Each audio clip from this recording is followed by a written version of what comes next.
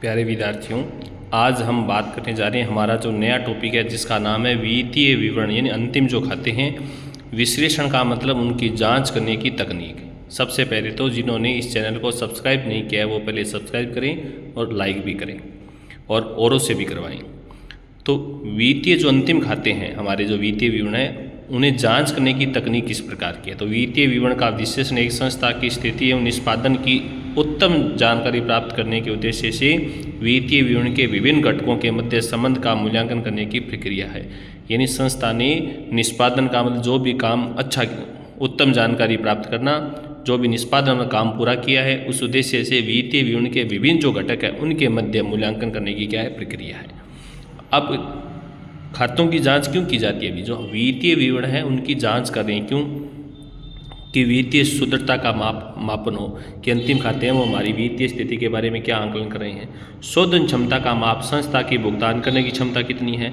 लाभदायकता का माप, संस्था कितने रुपए का लाभ कमा रही है। परिचालनात्मक कुशलता का माप, संस्था का परिचालन किस प्रकार है।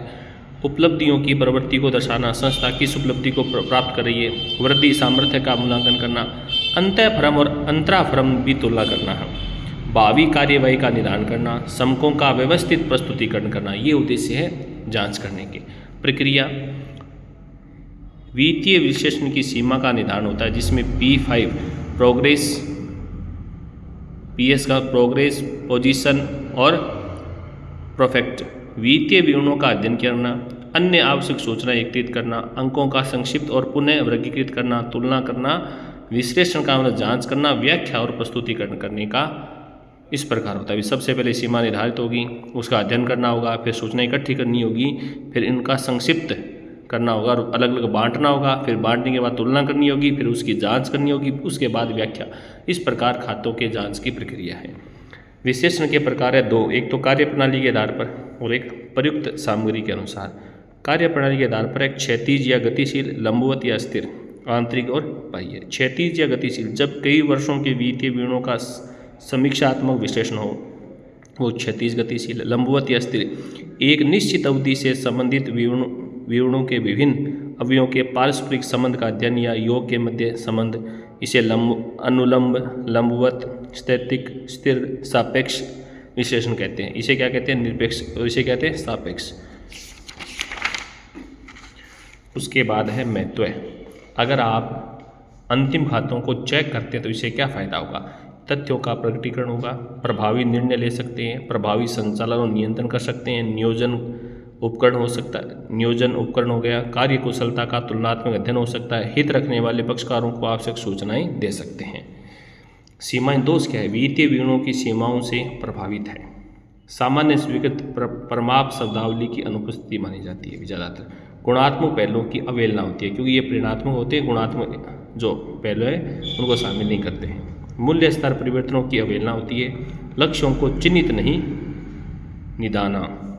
क्षैतिज और लंबवत संबंधों का अध्ययन करने के लिए जिन तकनीकों का उपयोग किया जाता है उन्हें वित्तीय विश्लेषण की तकनीक कहते हैं। किसको चेक करना है? क्षैतिज और लंबवत को ही चेक करना है।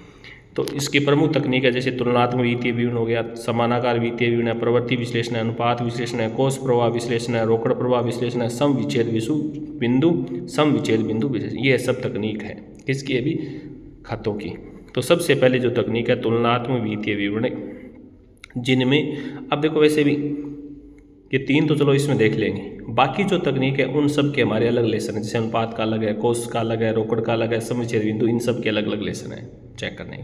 लेकिन इसमें तो केवल हम किन के बारे में, इन तीन के बारे में ही देखेंगे। तुलनात्मक वित्तीय विवरण जिसमें अनेक वर्षों से संबंधित लेखांकन प्रमापों की व्यक्तिगत मदों में परिवर्तन निरपेक्ष या सापेक्ष को शामिल करते हुए संक्षिप्त प्रस्तुत करते हैं, जिसमें दो है तुलनात्मक चिट्ठा, तुलनात्मक आय विवरण। तुलनात्मक चिट्ठा एक व्यावसायिक संस्था की विभिन्न तिथियों के दो या दो से अधिक चिट्ठों के समान मदों के समूह एवं संगठित मदों की प्रवृत्ति का अध्ययन है। इसे क्षैतिज, गतिशील, निरपेक्ष, काल श्रेणी या प्रवृत्ति विश्लेषण के नाम से जाना जाता है।